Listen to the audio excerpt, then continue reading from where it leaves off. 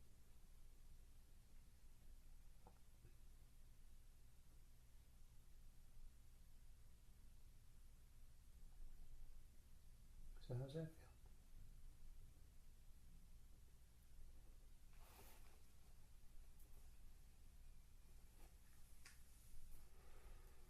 That feels like it is vibrating the cells. That Takes your body into a finer vibration, doesn't it? yeah.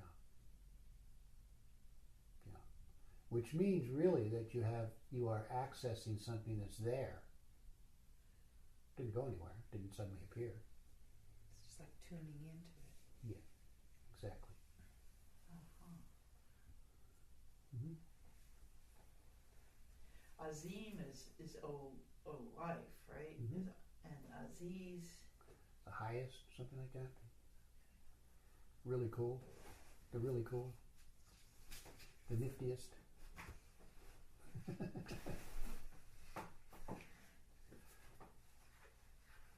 You know, to be perfectly honest, I almost never remember the English translations for these words. I know, I'm starting to forget too. I just do They the take on a practices. whole 'Cause- different meaning. yeah. Yeah, exactly.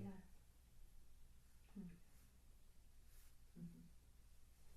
Doesn't seem to stay with me. I know them, you know. Mhm. I've read them, I've learned them, I've talked about it, and then they just kind of just slip away. It's funny.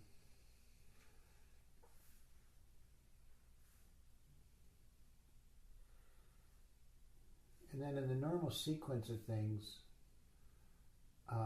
the next practice would be, because you'll notice that what we've done is we've gone really high, really fast. Because we spent the day getting into a more and more refined state.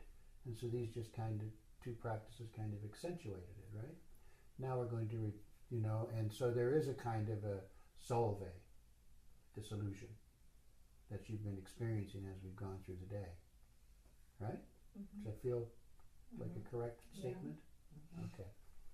Even though you had potato chips. They were really transcendental.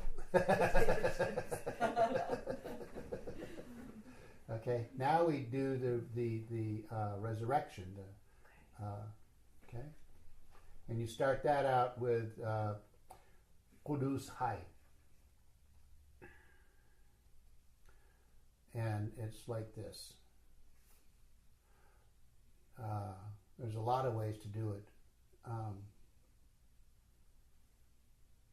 This is one way. Ya Qudus Ya Hai. Ya Qudus Ya Hai. Where you work on getting those overtones. We're not going to do that. You can do it. If you want to play with it at home, that's okay.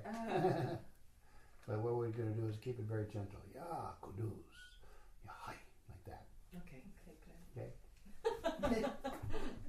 Good. Huh?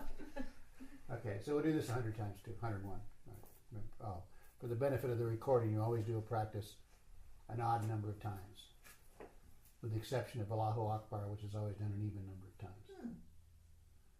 How about that? Piece of new information for you. I was just reading about Law Walk the other night, but hadn't gotten to that part. Okay. Okay. Ready? Ya Qudus Ya Hai. Ya Qudus Ya Hai. Ya Qudus Ya Hai. Ya Qudus Ya Hai.